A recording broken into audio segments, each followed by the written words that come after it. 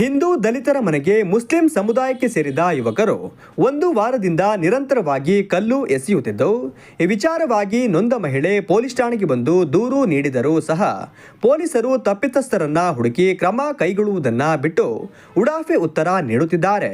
ಹಾಗೂ ಜಿಲ್ಲೆಯಲ್ಲಿ ಕಾಂಗ್ರೆಸ್ ಸರ್ಕಾರ ಅಧಿಕಾರಕ್ಕೆ ಬಂದಾಗಿನಿಂದ ದಲಿತರ ಮೇಲೆ ನಿರಂತರವಾಗಿ ದೌರ್ಜನ್ಯ ದಬ್ಬಾಳಿಕೆಗಳು ನಡೆಯುತ್ತಿದ್ದು, ಜಿಲ್ಲಾ ಪೊಲೀಸ್ ಇಲಾಖೆ ಇದಕ್ಕೆ ಕಡಿವಾಣ ಹಾಕಬೇಕು ಎಂದು ಒತ್ತಾಯಿಸಿ ಬಿಜೆಪಿ ಜಿಲ್ಲಾ ಎಸ್ಸಿ ಮೋರ್ಚಾ ಜಿಲ್ಲಾಧ್ಯಕ್ಷರಾದ ಕುರುವಂಗಿ ವೆಂಕಟೇಶ್ ಅವರ ನೇತೃತ್ವದಲ್ಲಿ ಕಾರ್ಯಕರ್ತರು ಜಿಲ್ಲಾ ಪೊಲೀಸ್ ಕಚೇರಿಗೆ ತೆರಳಿ ಜಿಲ್ಲಾ ಪೊಲೀಸ್ ವರಿಷ್ಠಾಧಿಕಾರಿ ಜಿತೇಂದ್ರ ಕುಮಾರ್ ದಯಾಮ ಅವರಿಗೆ ಮನವಿ ಸಲ್ಲಿಸಿದರು.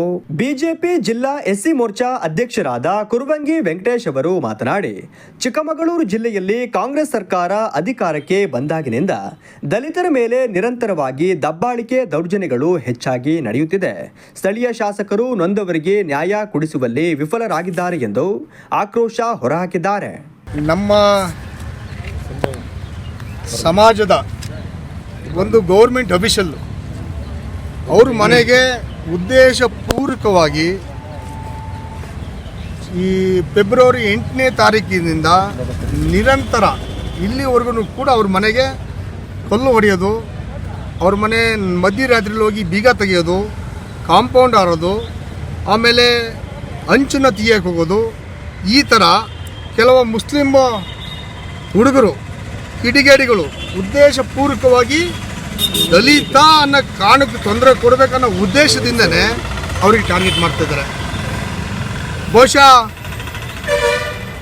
ಈ ಕ್ಷೇತ್ರದಲ್ಲಿ ದಲಿತರಿಗೆ ರಕ್ಷಣೆನೇ ಇಲ್ಲ ಅಂತ ನಾನು ಅಂದ್ಕೊಂತೀನಿ. ದಲಿತರ ರಕ್ಷಣೆ ಇಲ್ಲ.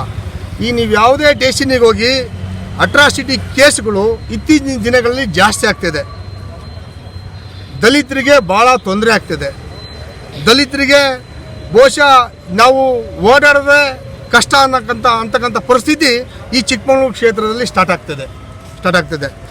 ನಮ್ಮ ಹೆಣ್ಣುಮಗಳು ಇಬ್ಬರೇ ಹೆಣ್ಣುಮಕ್ಕಳು, ತಾಯಿ ಮಗಳು, ಒಂದು ವಯಸ್ಸಿಗೆ ಬಂದ ಹೆಣ್ಣುಮಗಳಿದ್ದಾರೆ. ಅವ್ರ ಮನೆಗೆ ಹೋಗಿ ಮಧ್ಯರಾತ್ರಿನಲ್ಲಿ ಬೀಗ ತೆಗಿಯುವಂಥ ಕೆಲಸ ಮಾಡಿದ್ದಾರೆ ಕೆಲವು ಮುಸ್ಲಿಂ ಹುಡುಗರು. ಅವರ ರಕ್ಷಣೆಗೆ ಪೊಲೀಸ್ ಇಲಾಖೆನೇ ಆ ಸಂಬಂಧಪಟ್ಟಂಥ ಬಸವನಹಳ್ಳಿ ಸ್ಟೇಷನ್ನ ಸಬ್ ಇನ್ಸ್ಪೆಕ್ಟ್ರು ಅವರು ಕಂಪ್ಲೇಂಟ್ ಕೊಡೋಕೆ ಹೋದಾಗ ನೀನು ಕೊಟ್ಟೆ ಆ ಕಡೆ ಹೋಗಮ್ಮ ಅಂತಕ್ಕಂಥ ಮಾತನ್ನು ಕೂಡ ಅವ್ರಿಗೆ ಹೇಳಿದ್ದಾರೆ. ಅಂದರೆ ದಲಿತರಿಗೋಸ್ಕರ ಈ ಸರ್ಕಾರ ಇದೀನಿ ಅಂತಕ್ಕಂಥ ಮಾತನ್ನು ಹೇಳಿ ಈ ಕ್ಷೇತ್ರದ ಶಾಸಕರು ಏನು ಮಾಡ್ತಿದ್ದಾರೆ?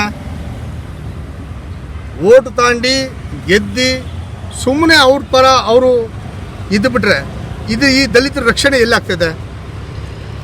ನಾವು ಸಂಪೂರ್ಣವಾಗಿ ಇನ್ನು ಮುಂದೆ SP ಅವರಿಗೆ ಮನವಿಯನ್ನು ಕೊಟ್ಟಿದ್ದೇನೆ. ದಲಿತರಿಗೆ ರಕ್ಷಣೆ ಬೇಕು. ಈ ಕ್ಷೇತ್ರದಲ್ಲಿ ದಲಿತರು ಓಡಾಡೋದೇ ಕಷ್ಟ ಆಗಿದೆ, ದಲಿತರು ಜೀವನ ಮಾಡೋದೇ ಕಷ್ಟ ಆಗಿದೆ, ದಲಿತರಿಗೆ ಭಾಳ ತೊಂದರೆ ಆಗ್ತದೆ ಈ ಕ್ಷೇತ್ರದಲ್ಲಿ. ಆ ಉದ್ದೇಶದಿಂದ SP ಅವರಿಗೆ ನಾವೆಲ್ಲರೂ ಸೇರಿ ಮನವಿಯನ್ನು ಕೊಟ್ಟಿದ್ದೇವೆ. ಇಂಥ ಘಟನೆಗಳು ನಿಮ್ಮೂರಲ್ಲೇ ನಿಮ್ಮ ಮನೇಲೇ ಆಗಿದ್ರೆ ನೀವು ಸುಮ್ಮನೆ ಇರ್ತಿದ್ರ?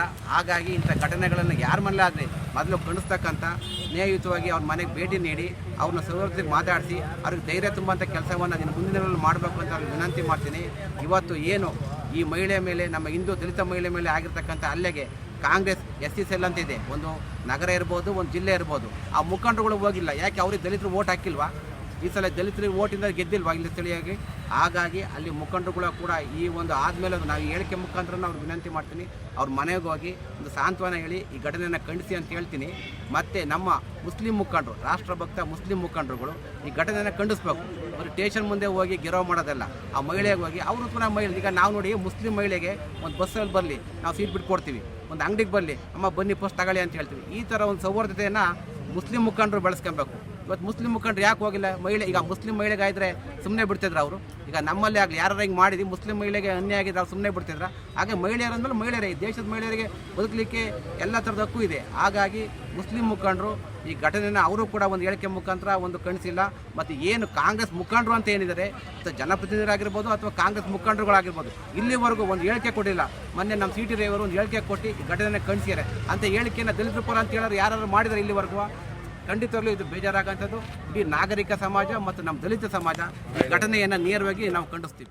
ಮನವಿ ಸಲ್ಲಿಸುವ ಸಂದರ್ಭದಲ್ಲಿ ಹಂಪಯ್ಯ, ಹಿರೇಮಗಳೂರು ರೇವನಾಥ್, ಕೇಶವ, ಹಾಲಪ್ಪ, ನರಸಿಂಹಮೂರ್ತಿ ಮುಂತಾದವರು ಉಪಸ್ಥಿತರಿದ್ದರು.